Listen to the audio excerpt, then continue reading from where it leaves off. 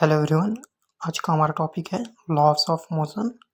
लेकिन इससे पहले हम समझ लेते हैं हमारे सिलेबस को, दैट इज़ साइंस। तो साइंस सब्जेक्ट को समझ लेते हैं कि इसकी कैटेगरीज क्या है। ओके, तो देखो साइंस को हम अलग अलग वे में डिवाइड कर सकते हैं। तो फिजिक्स, केमिस्ट्री, बायोलॉजी, इन्वायरमेंट और भी कर सकते हैं। ओके, लेकिन अभी के लिए हमें physics, chemistry, biology and environment ये साइंस सेक्शन के अंदर देखना है, साइंस एंड टेक्नोलॉजी के अंदर। तो अभी जो लॉ ऑफ मोशन है ये फिजिक्स के अंदर आता है। ओके, अभी एग्जैक्टली फिजिक्स क्या होता है इसको समझते हैं। तो physics is nothing, it is a study of nature. Okay, जो भी हमारे नेचर में होता है इसको स्टडी करना को हम फिजिक्स कहते हैं। फॉर एग्जाम्पल, जैसे कि एग्जांपल ले लेते हैं, जैसे कि rain drop. Okay, like rain drop होता है तो रेन ड्रॉप स्पेरिकल क्यों होता है? स्पेयर, इसका जो शेप रहता है ये हमेशा स्पेयर रहता है, ये क्यूबिक नहीं रहता है, सिलेंडर नहीं रहता है, ये क्यूबाइड नहीं रहता है, ये हेमिस्फेयर नहीं रहता है। ये स्पेयर क्यों रहता है? ओके, अलग अलग शेप होते हैं लेकिन ये स्पेयर ही क्यों रहता है? तो ये भी एक लाइक फिजिक्स के अंदर आता है, that is study of nature. Then sky, तो स्काई ब्लू क्यों होता है? या तो कभी ब्लू होता है ना स्काई, तो स्काई ब्लू क्यों होता है? तो that is also study of nature. Okay, ऐसे बहुत सारे फेनोमेना हैं, और जैसे कि रेनबो। ओके, ये भी है सन का कलर। ओके, कभी लाल दिखता है, कभी पीला दिखता है। ओके, लेकिन स्पेस से देखिए तो वाइट दिखता है। तो ऐसा क्यों? ओके, तो ये रीज़न को स्टडी करना यहाँ हम, हाँ मतलब ये सब को स्टडी जब हम करते हैं, that is nothing, it is physics. Okay, force को स्टडी करना, मोशन को स्टडी करना, ये सब फिजिक्स के अंदर आता है। ओके, तो अभी हम law of motions, loss of motion, यहाँ एक से ज़्यादा लॉ है। ओके, क्योंकि इधर एस आ रहा है, आप ध्यान से देखोगे, यानी जो भी मोशंस के लॉ है ये एक से ज़्यादा, टोटली 3 लॉ है। ओके, जो न्यूटन सर के द्वारा दिया गया है। डेफिनेटली बाकी साइंटिस्ट के भी बहुत सारे कंट्रीब्यूशन हैं, लेकिन हम लाइक ज़्यादा करके न्यूटन सर के नाम देते हैं क्योंकि इन्होंने एक प्रॉपर मैथमेटिकल फॉर्मूलेस दिए थे। ओके, तो चलिए हम देखते हैं कि पहला मोशन क्या होता है, रेस्ट क्या होता है। ओके, इसके अलग अलग टर्मिनोलॉजी समझना बहुत इंपॉर्टेंट है बिफोर अंडरस्टैंडिंग लॉस। ओके, तो let's first understand what is motion. Okay, तो मोशन क्या होता है? तो इधर डेफिनेशन लिखा है। ओके, तो motion is nothing, it is if an object change its position. Okay, क्या चेंज करता है? पोजीशन चेंज करता है। ओके, कीवर्ड है position with respect to surrounding. Okay, अपनी आजू बाजू के लाइक मान लीजिए आप हो, ओके, और आप मूव कर रहे हो। तो जब आप मूव कर रहे हो तो आप अपना क्या चेंज कर रहे हो? पोजीशन चेंज कर रहे हो। ओके, विथ रिस्पेक्ट टू अपने सराउंडिंग के। तो जब भी आप पर्टिकुलर टाइम में अपना पोजीशन चेंज करते हो, okay, that is called motion. जैसे कि इधर बर्ड्स है तो बर्ड्स क्या मूव कर रही है, दैट इज फ्लाई कर रही है। तो फ्लाई कर रही है तो क्या हो रहा है कि एक पोजीशन से दूसरे पोजीशन ही मूव कर रही है। Okay, that is called motion. अगर आप अपना पोजीशन चेंज करते हो तो इसको मोशन में कहते हैं। मोशन के अलग अलग टाइप रहते हैं। ओके, तो टाइप देखते हैं। ओके, तो पहला टाइप है rectilinear motion. Rectilinear means straight line. Okay, जिसको ट्रांसलेशन भी कहते हैं। स्ट्रेट लाइन मतलब अगर आप कोई भी मोशन स्ट्रेट लाइन यानी सीधे पाथ पे करते हो तो इसको हम रेक्टिलिनियर मोशन कहते हैं। जैसे कि आप सीधे पाथ पे भाग रहे हो या, तो that is called rectilinear motion. अगर व्हीकल सीधे पाथ वे स्ट्रेट पाथ वे चलता है तो इसको हम रेक्टिलिनियर कहते हैं। सेकंड क्या है? सेकंड बेसिकली सर्कुलर मोशन है। अगर आप स्ट्रेट के अलावा सर्कल में भागते हो या यानी सर्कुलर पाथ पे भागते हो तो इसको हम सर्कुलर मोशन कहते हैं। Then we have rotational motion. Rotational motion क्या होता है? बेसिकली कोई भी एक्सेस से अगर कोई चीज़ मूव करता है तो इसको रोटेशनल कहते हैं। जैसे कि हमारा अर्थ है तो अर्थ खुद के एक्सेस पे क्या करता है? रोटेट करता है। This is rotational motion. एक और एग्जांपल, जैसे कि आपका डोर का एक एक्सेस रहता है कॉर्नर में, जैसे कि आप देख पा रहे हो, इधर मैं येलो से दिखा रहा हूँ।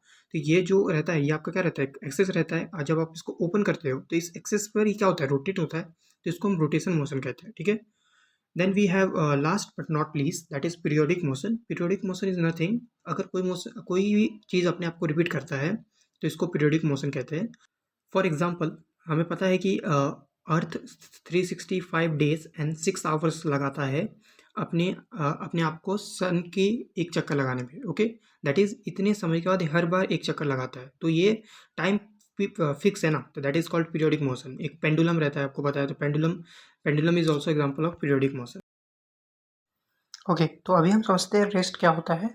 बेसिकली रेस्ट इज़ नथिंग, अगर कोई बॉडी अपना पोजीशन चेंज नहीं कर रहा है विद रिस्पेक्ट टू सराउंडिंग तो इसको रेस्ट कहते हैं। या अगर चेंज कर रहा है तो इमोशन में है, अगर चेंज नहीं कर रहा है तो रेस्ट पे है। ओके, तो rest is very simple, if you are not moving then it is rest. या जैसे कि आप बैठे हो तो रेस्ट हो, या अगर ट्रेन रुकी है तो रेस्ट पर है, लेकिन अगर ट्रेन मूव कर रही है तो मोशन पे है। या ओके, तो अभी हम देखते हैं कि motion is a relative concept. इधर लिखा है कि motion is a relative concept. तो इसका मतलब क्या?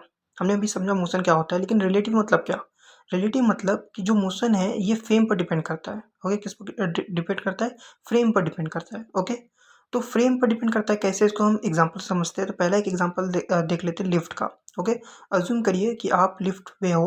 ओके, आप क्या हो? लिफ्ट के अंदर हो और आपके साथ एक इंसान और है। Okay, consider your friend. ठीक है, तो ये लिफ्ट किधर? ऊपर जा रही है। लिफ्ट क्या मूव कर रही है, दैट इज़ ऊपर जा रही है। और आप अपने फ्रेंड को देखते हो लिफ्ट के अंदर से, तो आपको क्या दिखेगा? आपको दिखेगा कि आपका फ्रेंड क्या है? रेस्ट पर है। ओके, क्योंकि आप और आपके फ्रेंड क्या लिफ्ट के अंदर हो, तो आपको आपका फ्रेंड रेस्ट पर दिखेगा। ठीक है, लेकिन मान लीजिए कोई थर्ड पर्सन है, दैट इज़ जो बाहर से देख रहा है। ओके, लिफ्ट क्या है? लिफ्ट बाहर से देख रहा है आपको और दिख सकता है। ओके, ऐसा लिफ्ट है। तो इस इंसान को क्या दिखेगा कि आपका फ्रेंड मूव कर रहा है। देखिए, आपको क्या दिखेगा? क्योंकि आप लिफ्ट के अंदर हो तो आपको दिखेगा कि आपका फ्रेंड रेस्ट पर है, लेकिन इस व्यक्ति जो बाहर से देख रहा है, इसको क्या लगेगा कि आपका फ्रेंड मूव कर रहा है। तो सेम चीज़ पर, सेम समय पर 2 अलग कंडीशन है। एक मतलब आपको लग रहा है कि आपका फ्रेंड रेस्ट पर है, और जो बाहर है इसको लग रहा है कि मूव कर रहा है। ऐसा क्यों? Okay, because of frame.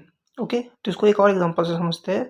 तो ट्रेन का एग्ज़ाम्पल समझते हैं। ओके, तो ट्रेन का एग्ज़ाम्पल ले लेते हैं। मान लीजिए कि ट्रेन मूव कर रहा है। ओके, ट्रेन मूव कर रहा है, और ट्रेन अगर मूव कर रहा है, ओके, ट्रेन मूव कर रहा है, तो ट्रेन मूव कर रहा है, तो अगर आप ट्रेन के अंदर बैठे हो और अगर आप अपने बाजू वाले को देखोगे तो आपको क्या लगेगा कि ये रेस्ट पर है।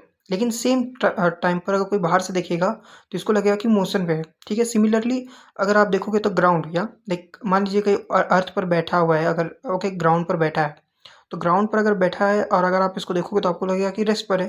करेक्ट, क्योंकि ग्राउंड पर बैठा है। बट अगर कोई इसको स्पेस से देखता है, सेम टाइम पर अगर कोई स्पेस से देखता है, तो इसको क्या लगेगा? इसको लगेगा कि ये इंसान मूव कर रहा है।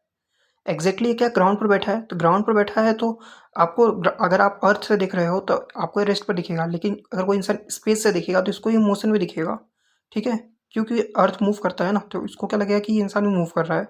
तो अगर आप तीनों एग्जाम्पल को अगर ध्यान दोगे तो आपको पता चलेगा कि सेम सिचुएशन में 2 अलग-अलग फ्रेम है।